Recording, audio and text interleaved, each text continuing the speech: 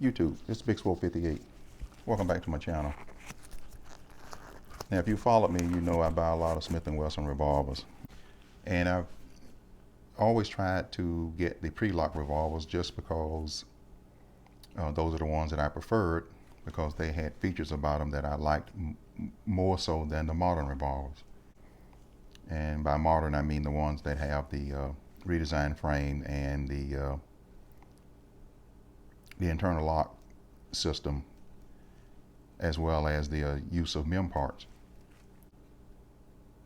I want to shed a little light on that because I know with a lot of people that is a big deal. And it used to be with me too. But as you live, you learn, and as you learn, you grow. And your growth brings about a different mindset and a different perspective about things. And this is no different when it comes down to these guns. And for me, I guess my perspective is, I don't think that internal lock is that much of a big deal anymore. In fact, I think the use of that internal lock system is created opportunity for a great deal rather than a big deal.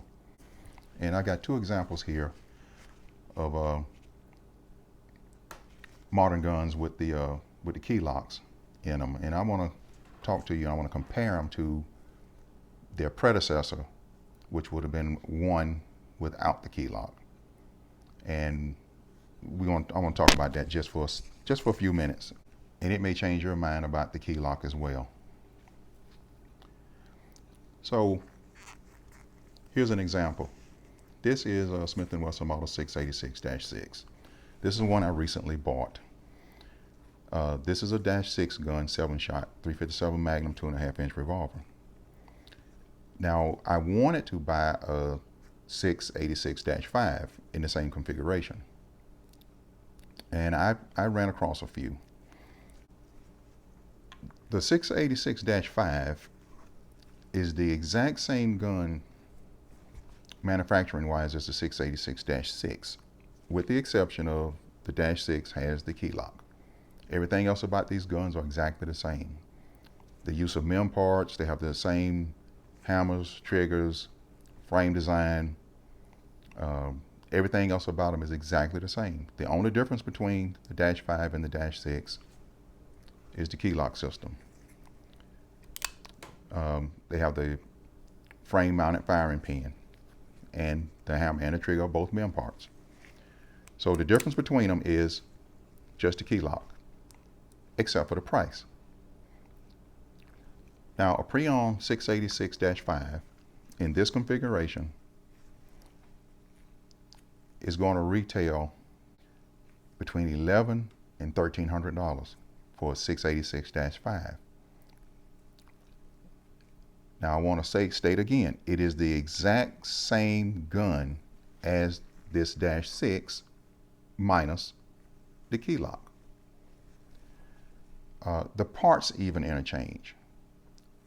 So it kind of makes me believe that either the price of those -5 guns are greatly overinflated, or the price of these -6 guns is greatly underinflated.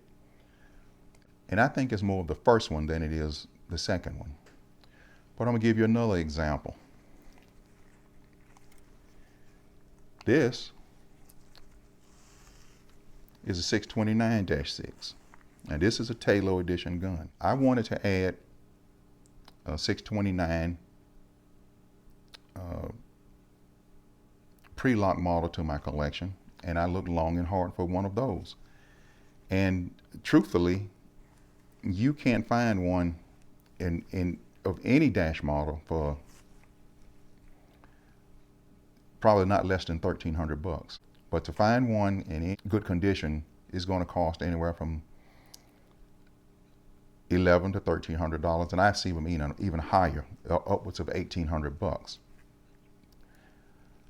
Now, and if you happen to run across one that is in a -5 configuration, it's going to be $1,600 at least. Now again, the only difference between a -5 629 and a 629-6 is the key lock.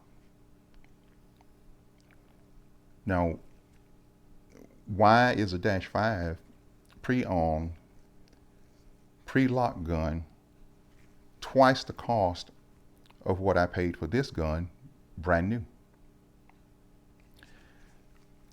And the only thing I can tell you is it has to be the key lock. But now they're the exact same gun other than that. I'm not trying to suggest to anyone what they should pay for whatever it is that they want. That's strictly a individualized thing, and I get that. But if you're in essence buying the same gun,